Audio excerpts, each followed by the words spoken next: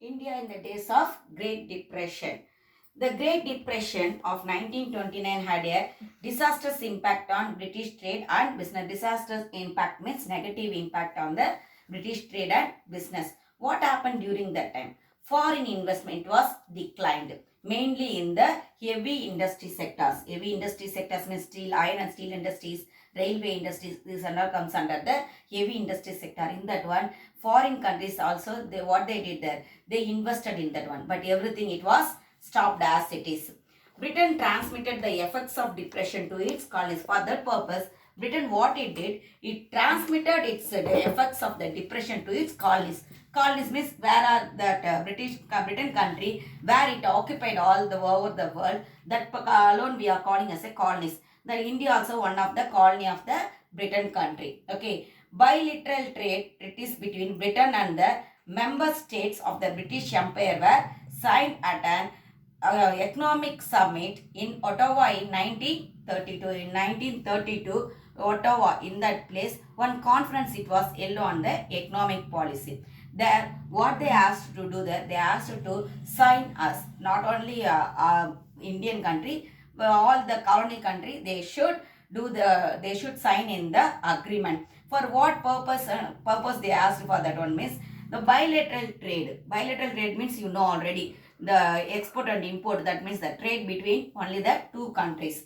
It signed between the Britain and the member state of the British countries. I already told, isn't it? That means the member countries of the British Empire means the colonies of the British Empire, in which the participant agreed to give preference to imperial over the non-imperial goods. What they asked to do means that the colonies should give the first preference to which one means only to the imperial goods. That means to the Britain goods only we should give the first preference, not to the goods which it was provided by us. Okay, already what I said, in our country itself we started so many industries. That means it was started by the Indian people alone, but everything, the products you may start like that only they said, but the products we should not buy from the Indian industries. We should buy only the Britain goods alone, they said. For that also the Indian people, they are not agreed, but first they signed there but without knowing the agreement. But after that, knowing that alone, they started the problem. They started the problem there. India was forced to adhere to the policy of balancing the budget. Actually, they forced us to purchase the goods. They forced us to purchase the goods. But in so many places, the revolt it was arose because of this. The government of British India also raised revenue tariffs mainly to gain foreign currency. The government that means the British government also what they did, they raised the taxes also here. What they did there, they raised the taxes. For what purpose they raised the taxes, you know? The tariff means what we may say export and import goods. They will lay some tax there. Okay, if you are importing as well as if you are exporting the goods, they will lay some taxes. That one they raised there. The British government they raised to tolerate the depression, economic depression. By overvaluing Indian currency, the British made imports very cheaper. What they did, they overvalued the Indian currency. Overvalued means what? Indian currency அப்படின்னா இவ்வளவுதான் மதிப்புன்னு இருக்கு.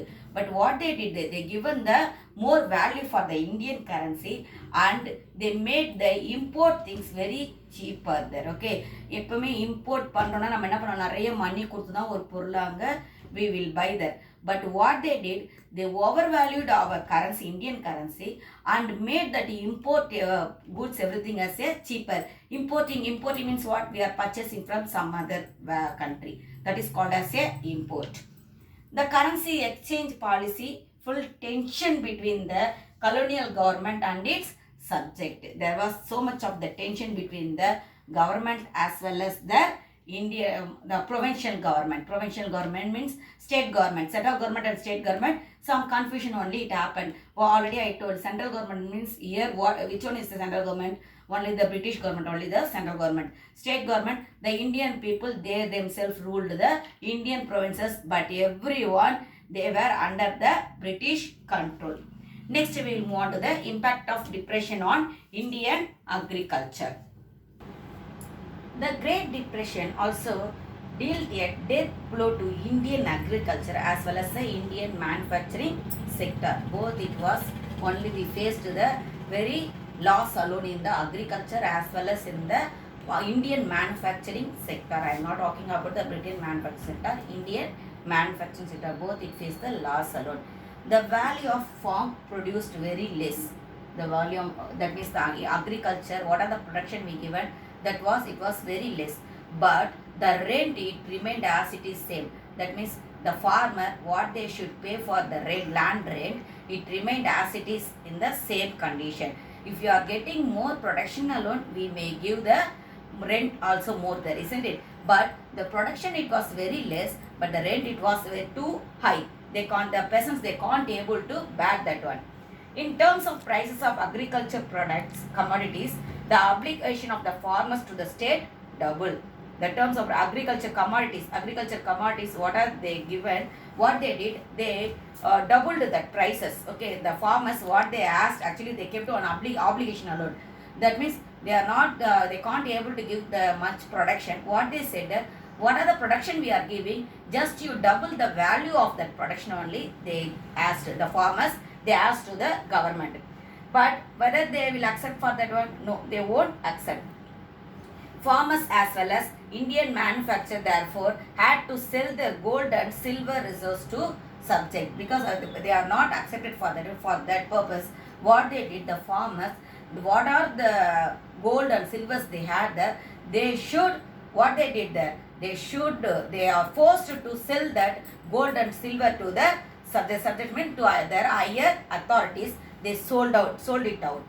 The great fall in prices prompted Indian nationalists to demand protection for the internal economy. That only I said, no, the production it was not there, as well as the manufacturing sector also, Indian manufacturing sector, they also faced only the loss alone, I said, isn't it? Due to that, what they did, the manufacturing sector people, that means the industrialists as well as the farmers, they faced so much of the downfall of the economy. They just asked for the protection for that one. They asked the protection for that one. That means that they demanded for the protection of the Indian economy to the British government. The 1930s saw the emergence of the Indian National Congress as a militant mass movement. Actually, before that and all, just we used the British Government Act alone as a in Government of India Act, like that alone we used them. Okay, but in India, Indian people, they themselves started the Government of Indian Act in 1935. Okay, the British had to appease the Indian nationalists, and the outcome was the passage of the Government of Indian Act 1935. This provided for a greater power to the local governments and the introduction of direct election.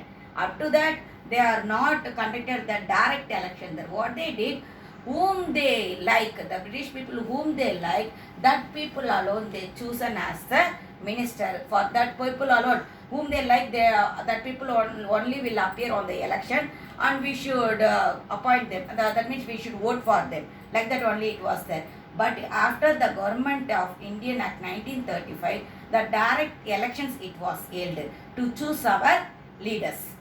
Leaders means we are saying as a chief minister also we may say here. In the 1937 election, the Congress won a resounding victory in most of the provinces. In most of, that means in all over India, most of the state, only the Congress only, one actually we had only the Indian National Congress, isn't it? In 1885 it was started, okay, by by our Indian people only, W.C. Banerjee. He only is the first president of that Indian National Congress conference also. It was started in 1885, but in 1937 only the election it was held. In that all over the world, the Congress only won in that one. The decision of Britain to involve India in the Second World War without consulting the popular Congress minister forced the latter to resign from the office. Actually, what they did in 1939, the Second World War, it was occurred there.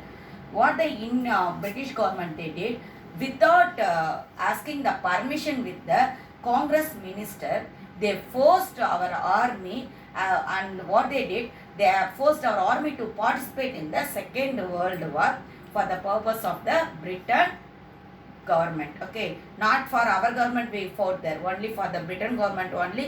The Indian army, it was forced to join in that one to wage a war against the other world countries. So what the Congress minister, what they did, everyone they resigned the job there. Okay, who are in the provincial ministers, everybody, what they did, they resigned their job because there is no respect to the Indian ministers, isn't it? Just that means for what purpose they conducted election? Only for the name sake only they conducted election. Before also it was happened alone.